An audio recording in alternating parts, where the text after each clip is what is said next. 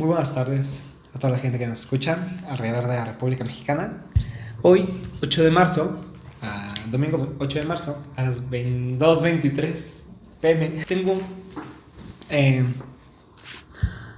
pues este podcast surgió con la idea de hablar sobre temas de interés general, pero en específico sobre la historia de la gran República Mexicana.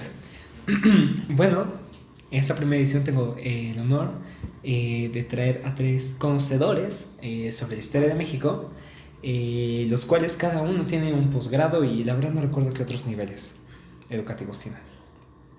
Estoy aquí con la licenciada Valeria Castro. Mucho gusto, Valeria Castro. Mucho gusto, gracias por invitarme. Sí, de nada. No, muchas gracias a ti por haber aceptado la invitación a este programa. Y puedes presentarte, Ana, también, por favor. Claro, mi nombre es Ana Guerrero, también experta en historiología.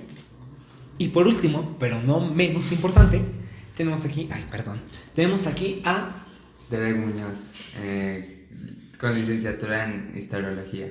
Mucho gusto estar aquí contigo. El gusto es completamente mío. Tener a tres grandes personas, los cuales escriben tesis, ¿no? Escriben, pues sí, documentos por su materia, ¿no? O sea. Sí, efectivamente, ahorita estamos haciendo un trabajo entre los tres, el cual hablará de los antecedentes mexicanos. Excelente. Y no sé, por alguna extraña razón ya tienen la fecha cuando publicarán estos documentos o están planeando tener un libro, ¿no? Había escuchado eso, un libro entre los tres sobre el porfiriato. Sí, un tema muy interesante, definitivamente en opinión de nosotros tres, lo cual puede ser como un spoiler del libro. Hablaremos sobre cuál fue la dictadura que más impulsó nuestro país. Pues me da mucho gusto por los tres. Bueno, pero antes de proseguir con el tema, vamos a una breve pausa. No se muevan a sus lugares, por favor. Bueno, gente, regresamos de este corte comercial. Disculpen la voz, ya se fue. Por consiguiente, ¿alguien de ustedes nos puede explicar en qué consiste el plan de Ayutla? ¿Sí, Valeria? ¿Tienes algo que decir? Sí. Fue un pronunciamiento político proclamado por Adrián Florencio Villarreal, un militar mexicano, hijo de padres españoles, aunque también con apoyo de otros liberales como Juan Álvarez e Ignacio Comonfort. Ajá. Bueno, el objetivo principal de este plan fue dar fin a la dictadura de Antonio López de Santa Anna. Ajá, excelente, pues básicamente de eso se trató el plan de Ayutla, pero aquí aparece un nombre muy importante y un personaje de la historia que tuvo mucha controversia y todavía sigue causando debate entre algunos historiadores. ¿Quién fue Antonio López de Santa Anna? Bueno, se le puede ¿Sí, considerar un traidor a la patria por las cosas que no se le vende todo bien. Por ejemplo, vender Texas o perder territorio mexicano, o incluso también la venta de mayas a Cuba. Y eso es muy importante. Aunque también cabe resaltar que querían eliminar a Santa Anna de su mandato, ya que había ocupado la presidencia en 11 ocasiones. Pero lo importante de todo esto es cuál fue la fecha que este plan se proclamó. La fecha fue el 1 de marzo de 1854 en el actual estado de Guerrero. De ahí proviene su nombre, Ayutla, plan que tomaría el nombre de la población desde la cual es lanzada esta proclamación política. En efecto. Bueno, por lo general, nosotros nos enseñan en las escuelas de una manera muy básica que el plan de Ayutla fue liderado por los liberales y del otro lado estaban los conservadores, pero hay que darle mucha importancia a quiénes fueron estos liberales y estos conservadores. Derek, ¿nos puedes comentar acerca de estos personajes históricos? Bueno, las figuras más importantes que participaron, ya sea directa o indirectamente, en la revolución de Ayutla fueron Juan Álvarez e Ignacio Comonfort, como lo dijo mi compañera Valeria, dirigentes del estado de Guerrero, Benito Juárez, Melchor Ocampo, José María Mata y Ponciano Arriaga, conocidos como los exiliados. Todos estos estaban a favor de la eliminación de la dictadura que se estaba desarrollando en México. Por otra parte, como saben, las figuras que buscaban mantener la dictadura eran el mismo Antonio López de Santa Anna, conocido como el dictador de México para esa época, y algunos de sus seguidores como el general Pérez Palacios. Cabe destacar que cuando nos hablan sobre el plan de Ayutla y las leyes de reforma, rápidamente ubicamos a Benito Juárez, únicamente como si tuviera mucha importancia, lo cual no digo que la tuvo, pero hubo más personajes que de igual manera la tuvieron. Muchas gracias, no se vayan, no se paren en sus lugares, que continuaremos en un rato más. Gracias por escucharnos. Esto es Pozos Times. Bueno, estamos de regreso en este podcast.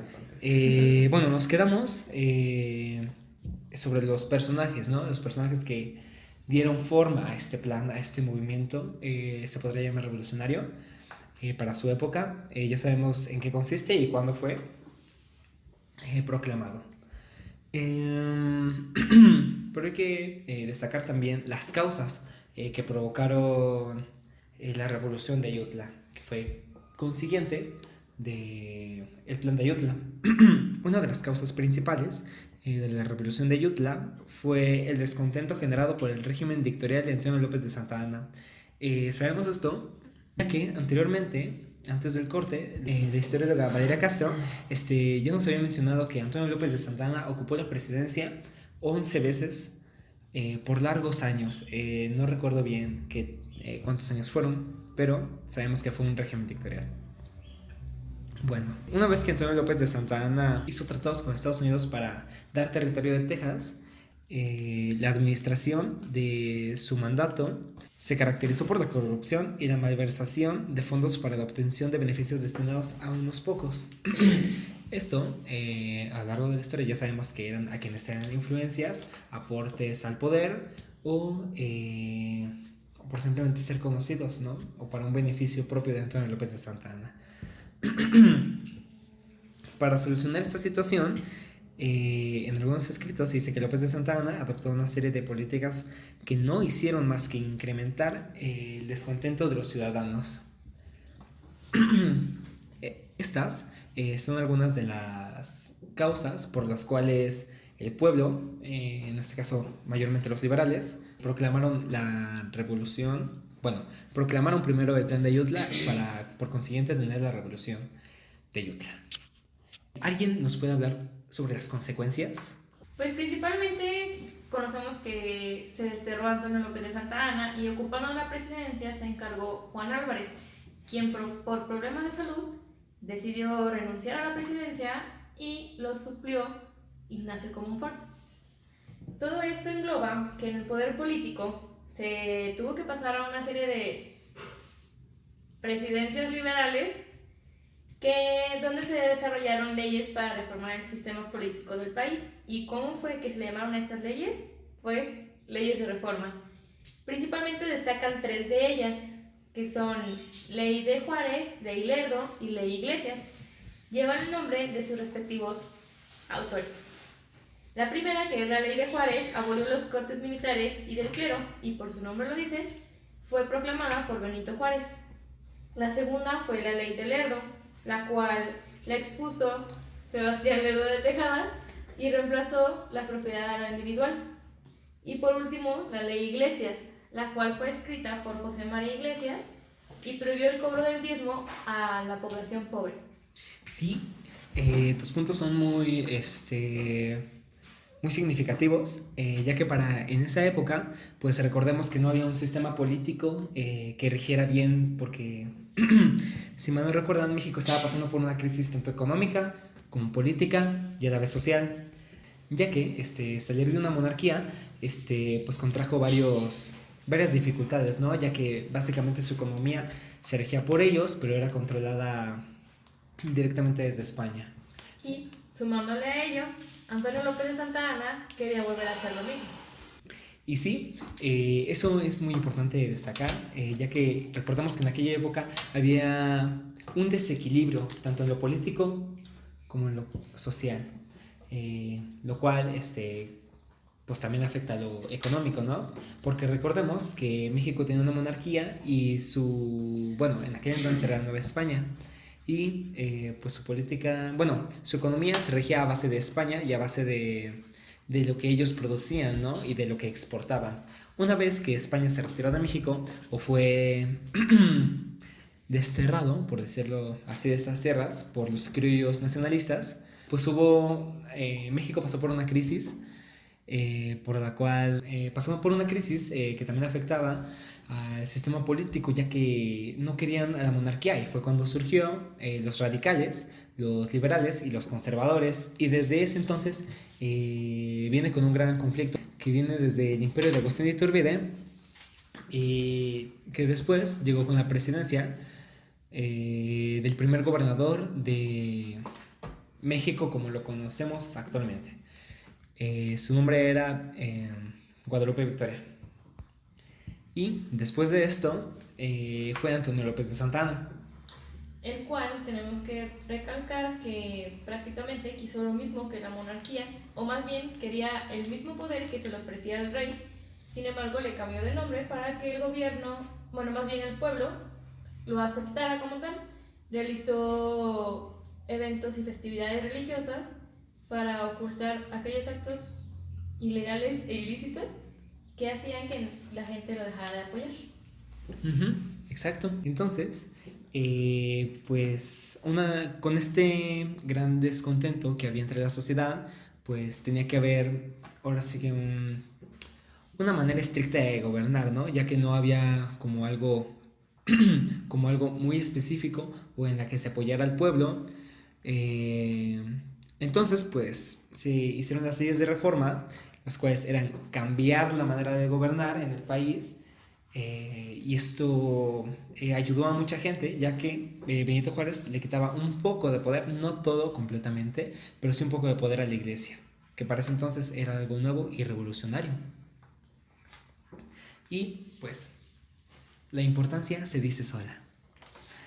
Bueno, y así terminamos esta primera edición del podcast. Esperemos que les haya gustado y queremos recibir su apoyo para saber si quieren más videos así. Suscríbete a mis redes sociales. Disculpe. Más podcast de esta índole, ¿no? Acerca sobre la historia mexicana. Nos despedimos.